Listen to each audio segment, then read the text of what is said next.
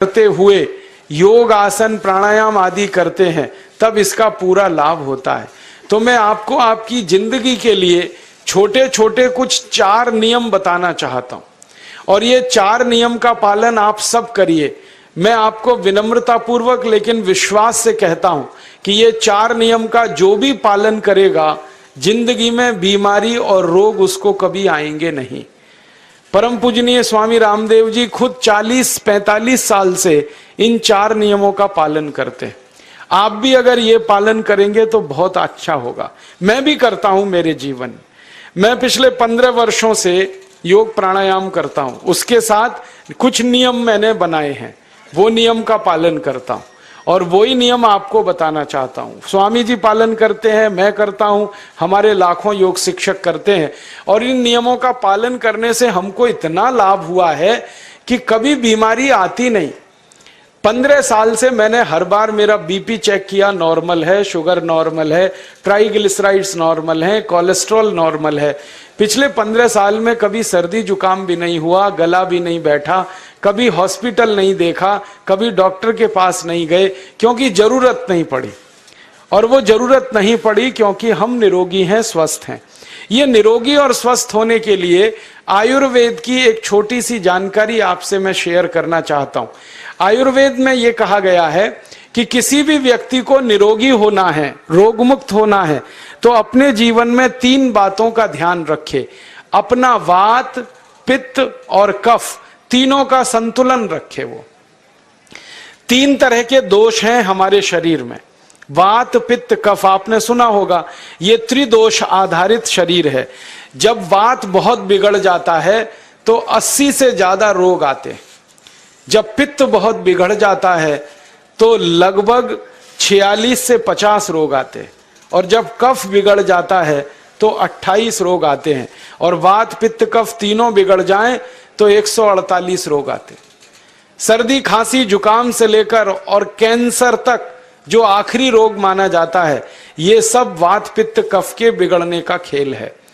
तो इस देश के आयुर्वेद चिकित्सा के सबसे महान लोगों में से कुछ नाम आप जानते हैं, जैसे चरक ऋषि, जैसे सुश्रुत ऋषि।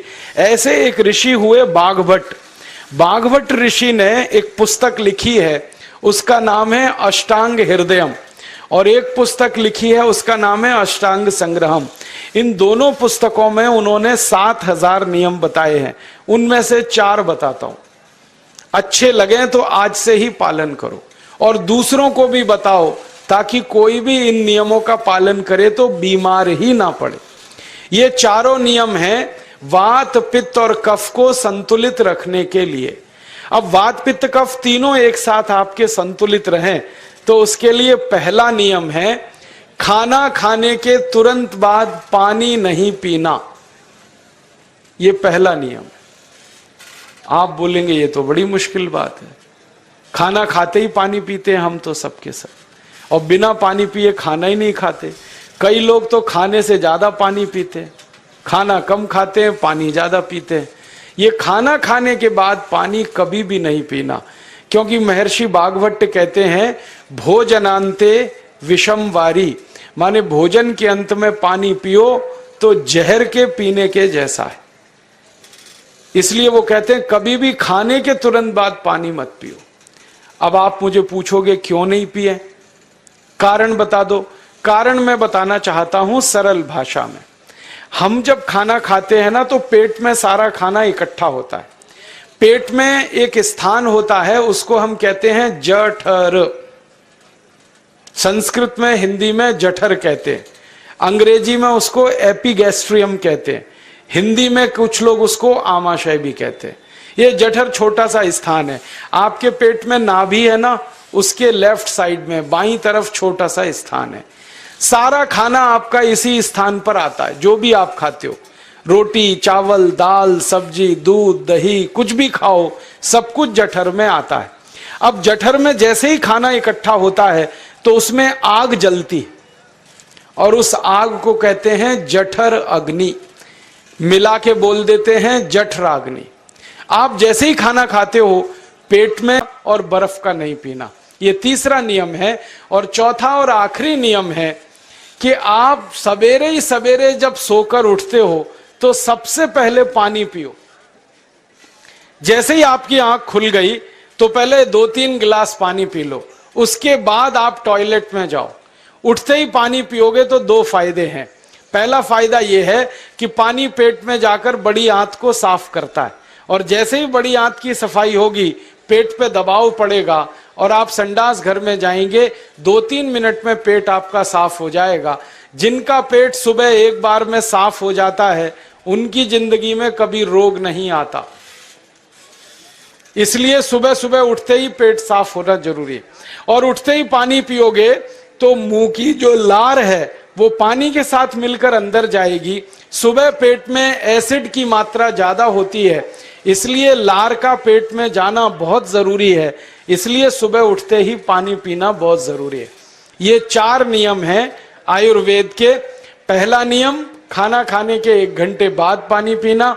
दूसरा नियम, पानी को हमेशा घूट घूट भर के पीना। तीसरा नियम, कभी भी जिंदगी में ठंडा पानी नहीं पीना। और चौथा और आखिरी नियम, सवेरे उठते ही सबसे पहले पानी पीना। 4 नियमों का पालन जो भी अपने जीवन में कर सकता है वो वात पित्त कफ तीनों को संतुलित रख सकता है। और जिसका वात पित्त कफ संतुलित है उसके जीवन में बीमारी नहीं आती है।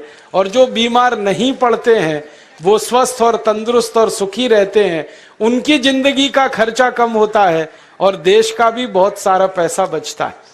आपको शायद मालूम है या नहीं, 1 साल में हम जब बीमार पड़ जाते हैं भारतवासी तो साल का करीब 6 लाख करोड़ रुपया हमारा खर्च हो जाता है उन बीमारियों का इलाज करने में। इसलिए इतना पैसा फालतू में हम खर्च करें हर साल 6 लाख करोड़, ये बहुत बड़ी रकम है। इससे बेहतर यह है कि हम बीमार ही नहीं पड़ें और स्वस्थ रहें, सुखी रहें। और ये 6 लाख करोड़ का जो खर्चा हम करते हैं बीमार पड़ने पर, अक्सर ये एलोपैथी की दवाएं खाने में खर्च होता है।